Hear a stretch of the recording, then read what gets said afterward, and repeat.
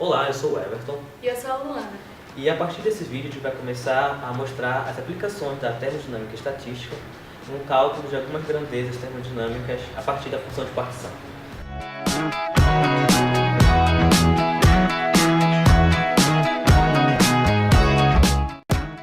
Bem, o cálculo dessas grandezas é importante para a gente entender alguns processos biológicos, físicos e químicos. Como você já viu anteriormente, a função de partição é um conjunto de contribuições de modos de movimento.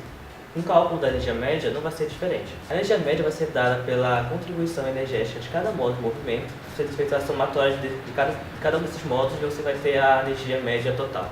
Cada modo ele pode ser calculado a partir dessa equação, onde esse M vai representar rotação, ou translação, ou então a vibração. Diante dessa forma, a gente vai definir especificamente cada módulo de movimentação e a equação específica de cada um. Começando pela energia média translacional. Imaginando um sistema unidimensional de comprimento x, a função de partição translacional pode ser obtida pela divisão entre o comprimento e o comprimento de onda térmico. Sabendo-se que o comprimento de onda térmico é calculado através dessa expressão, pode-se perceber que o lambda é o produto de uma constante por beta elevado a meio. A partir disso, nós podemos obter a equação da energia média translacional. Para obter a equação da energia média translacional, vamos partir da equação geral. Como o movimento em questão é o translacional, vamos substituir m por t, obtendo essa outra equação. Sabendo-se que a função de partição do movimento translacional é igual a x sobre lambda, podemos substituir o QT, obtendo esta outra equação. Como já foi dito, lambda é equivalente a uma constante vezes beta elevado a meio. Então, substituindo na fórmula, obtemos essa outra equação para o cálculo da energia média translacional em função de beta. Agora, nós vamos derivar este termo da equação,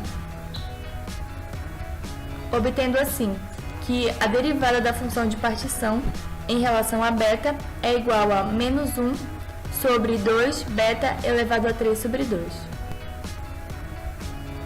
Bom, agora que nós derivamos esse termo, nós podemos substituí-lo na equação da energia média translacional. Substituindo e fazendo as multiplicações necessárias, nós obtemos o valor de 1 sobre 2 beta. Sabendo-se que beta é igual a 1 sobre kt, vamos substituí-lo na fórmula, obtendo a equação final para a energia média translacional de meio multiplicado pela constante de Boltzmann vezes a temperatura. A mesma equação da energia média translacional pode ser calculada para o movimento em 3 dimensões. Nesse caso, o beta elevado a meio vai ser substituído pelo beta elevado a 3 sobre 2.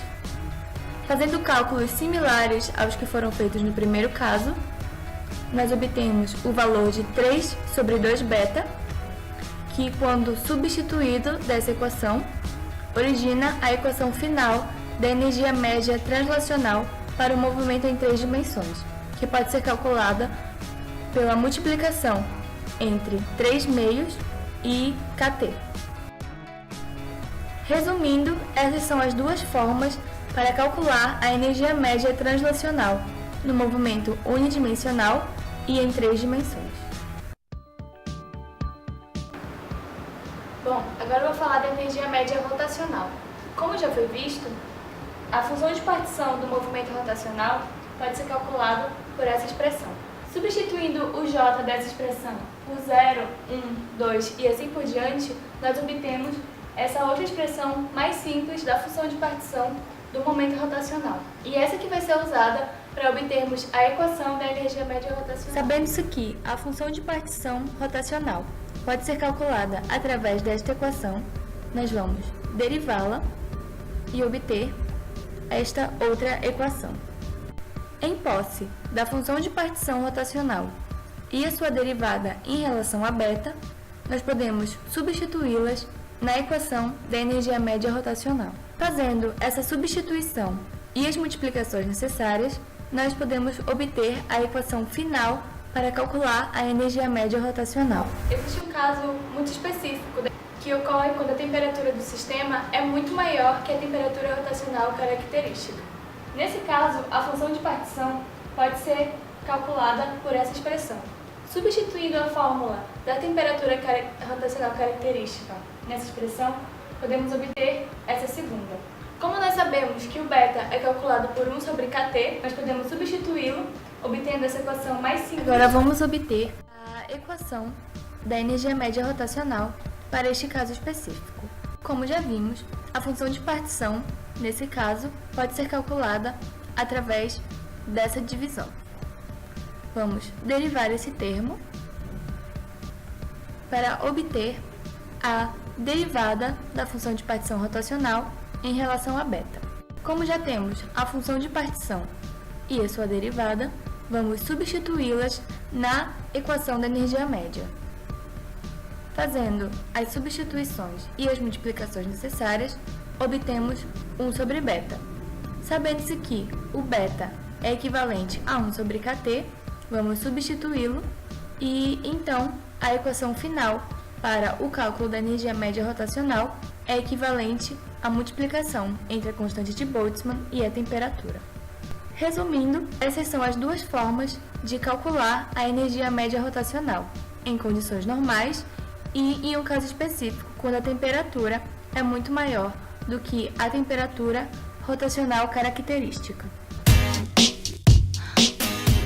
Quanto à energia média vibracional, a função de partição pode ser calculada por essa expressão e será utilizada para obter a equação da energia média vibracional. A equação da energia média vibracional, vamos seguir a mesma linha de raciocínio.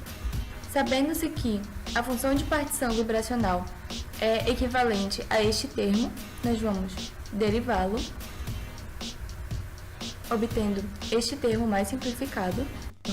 Então, como já temos a função de partição vibracional e a sua derivada em relação a beta, nós podemos substituí-las na fórmula da energia média vibracional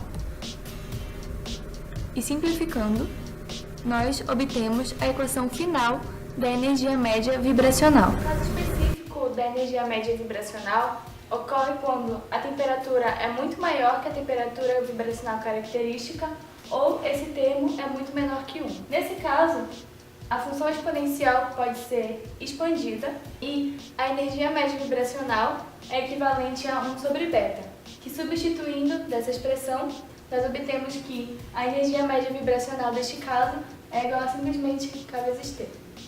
Então, para resumir a energia média vibracional, existem duas equações para calculá-la. Uma em condições normais e a outra mais simples quando a temperatura é muito maior do que a temperatura característica vibracional ou esse termo é muito menor do que 1. Bem, e esse foi o cálculo da energia média. Espero que vocês tenham aprendido alguma coisa. O próximo tópico é capacidade calorífica. Obrigado! Obrigada!